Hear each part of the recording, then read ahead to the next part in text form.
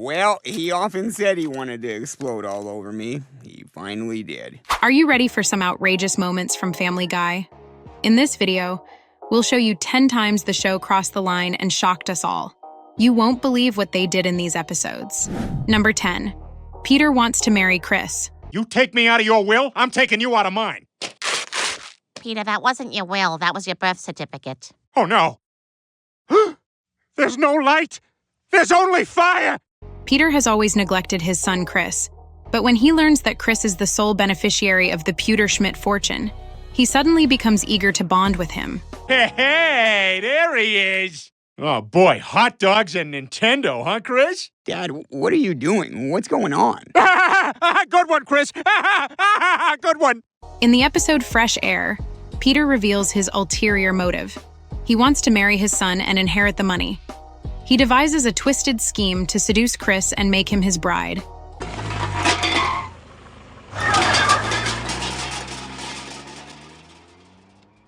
No, Dad. I don't know what normal is anymore.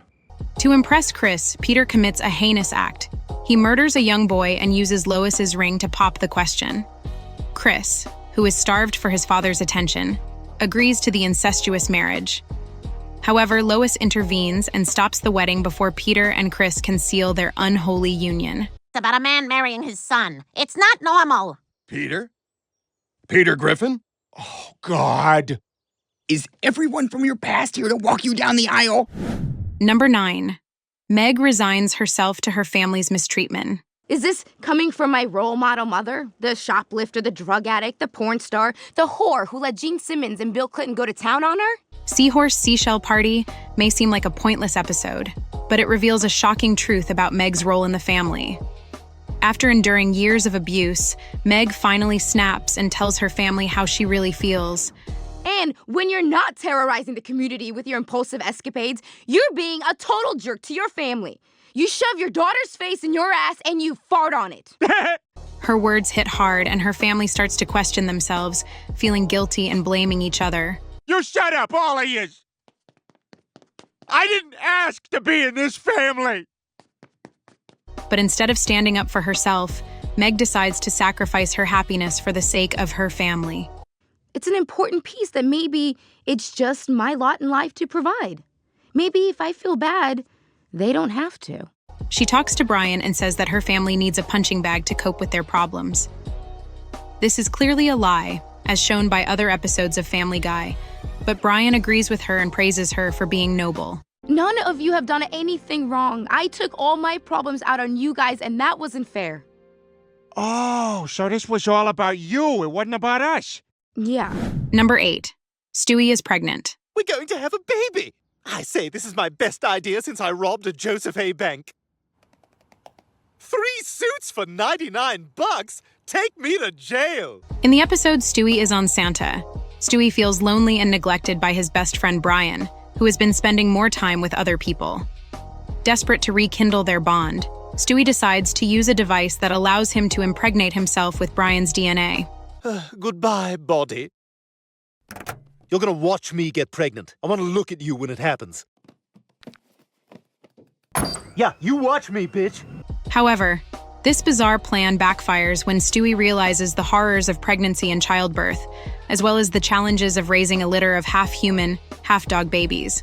There you go. Oh, Dick really likes you. I like Dick. Aha, you like Dick. His name's not Dick, you idiot. It's Finn. Stewie's on Santa could have been a touching story about friendship and family, but it is ruined by the disturbing and nonsensical premise of a pregnant baby. That's odd. Your vagina seems to have a penis and 2 testicles. Oh, right. I, sneezed real hard and all that came out. Ah, that explains it. Stewie as enceinte crosses the line of comedy, especially since Stewie violates Brian's bodily autonomy and consent. Number 7. Jesus fakes virginity to seduce wives. So, are you having a good Friday? Oh, is that supposed to be funny? Shut your mouth, bitch. How's the wine? It's terrific. That's my blood, you know. Where are you from? Israel! In this outrageous episode of Family Guy, Peter reveals a dark secret that has been hidden for 2 millennia. Jesus is not a virgin, but a cunning seducer who preys on married women every Christmas. Don't be afraid to be honest with a girl and show her who you are. Wow. Thanks, Lois. That's the second best advice anyone's ever given me. I don't know, man. Jesus, Hitler, Christ sounds weird. So just go with H. Yeah. Using his divine powers and charisma, Jesus convinces unsuspecting husbands that he is a pure and innocent Messiah, while he sneaks into their bedrooms and sleeps with their wives. Well, we know he's circumcised, so she won't have to deal with that nonsense. Oh, and don't worry about not hitting bottom. I've only grazed it once, and that was with a running start. The writers of this episode did not hold back any punches, as they made fun of one of the most sacred figures in Christianity. Peter even breaks the fourth wall to warn the viewers that they are about to witness something very offensive. Oh, Jesus. Jesus. Jesus. Yeah! The 2,000-year-old virgin is a hilarious and controversial parody that will make you laugh and cringe at the same time. Number 6, Brian is killed off in a gruesome way. Brian! Brian, can you hear me? Holy crap, what the hell happened? That guy sucked. The episode Life of Brian sparked a huge controversy among the fans of Family Guy, as they witnessed the brutal demise of one of the show's beloved characters. The scene was shocking and heartbreaking, as Brian, the witty and sarcastic dog, was run over by a speeding car that fled the scene. Damn it, Ortiz, stop swinging at junk.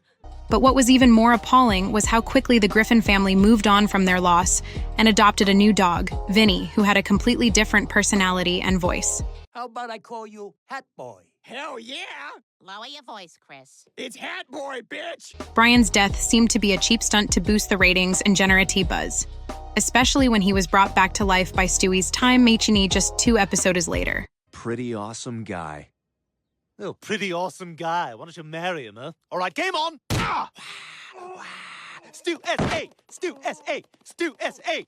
The show seemed to mock the viewers who were emotionally invested in Brian's fate, making them question the integrity and quality of the series.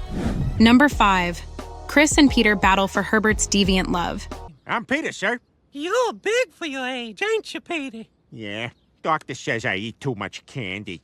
Ain't no shame in being chubby. You're a growing boy. Family Guy is known for its outrageous humor and controversial characters, but none more so than Herbert, the creepy old man who has a crush on Chris. Great Caesar's ghost. Chris and a chubby little friend? It's like in my dream.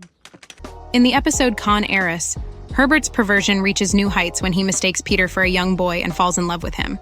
He showers Peter with gifts and attention, much to the dismay of Chris, who feels neglected and betrayed. Petey, let's play horsey. That's it! Chris challenges Peter to a fight for Herbert's love, which Herbert watches with delight. Jesse, is this really happening?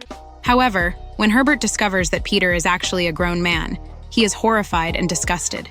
He is so shocked that he literally explodes, leaving behind a mess of blood and guts. It was a disturbing and pointless episode in Family Guy.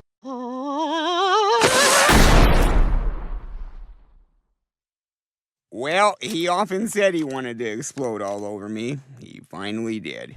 Number 4, Brian murders the squirrel Stewie and Chris nursed. Oh, my arm! Oh, son of a bitch! When Peter's chainsaw mishap toppled a tree in the backyard, Stewie and Chris discovered a wounded squirrel among the branches. Nobody touch the smush squirrel bodies. Ooh, I gotta get my camera. That girl is one giant red flag. In the episode Boys and Squirrels, they took the furry critter home and cared for it like a pet. They watched with joy as the squirrel regained its strength and mobility, and cheered as it walked on its own for the first time. Look at that! Oh, I'm going to cry! But their happiness was short-lived, as Brian spotted the rodent and pounced on it with his killer instincts. He tore it apart in a gruesome and prolonged manner, leaving the brothers in shock and horror.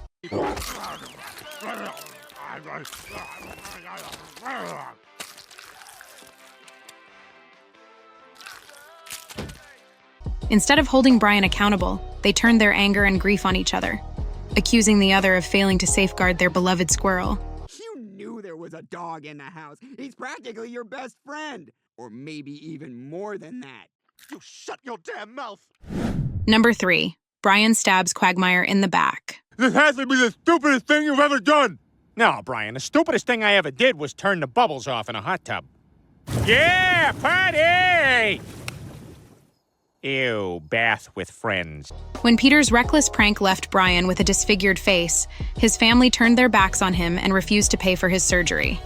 Well, what am I supposed to do? I don't know. But here, you can have this back. It's boring. It doesn't do anything. The only one who cared enough to help Brian was Quagmire, who generously offered to cover the cost of his operation. What is this? That's my dentist. He'll bill me. I've got an account. You got an account with a dentist? He sells me nitrous at wholesale. I bang his wife. With a new and improved smile, Brian reinvented himself as a successful real estate agent, enjoying a life of luxury and fame. But how did he repay Quagmire's friendship? By stabbing him in the back and stealing his dream house. And that is 72 hours. Enjoy your crap hole, dumbass. You son of a bitch! Number 2. Bonnie's Deadly Plan, A House on the Edge. Nice try, scumbag, but I got your squishy drugs right here. Uh-oh. Joe's debut on Family Guy showed him as a loving husband and a competent cop, despite being paralyzed from the waist down. He was so impressive that Peter envied his skills and achievements. Yeah, reach for the stars. What? I think he's telling us to follow our dreams. But as the show went on, Joe's marriage with Bonnie started to crumble. Bonnie became more unhappy and resentful of Joe, while Joe became more bitter and insecure. I think next time you should bring someone else. In a shocking episode, Bonnie bought a house on a faulty cliff and casually tossed Joe's wheelchair over the edge, revealing her true feelings for him.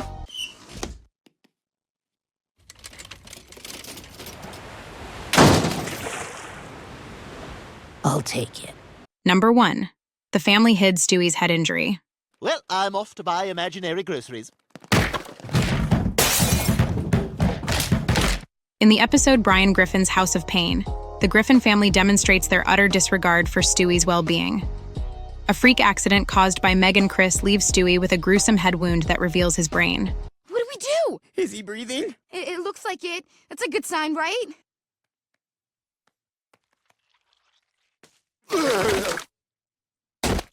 Instead of taking him to a hospital, they attempt to hide their negligence. Peter, who discovers their secret, not only condones their actions, but also worsens the situation. I'm coming. I was just getting Stewie. All right, got the little guy up from his nap. Say hello to everyone, Stewie. Aww. He tosses his baby under Lois's car, hoping she will run him over and take the fall. Lois, who also shows no concern for her son, schemes to conceal the evidence. Peter, we have to cover this up. Yeah, but what? Let's put a hat on him to cover the wound, and then let's get some makeup and draw eyeballs on his eyelids and find a way to pin this on someone else. This episode exposes the harsh and cruel reality of Stewie's life and makes the viewers sympathize with his plight.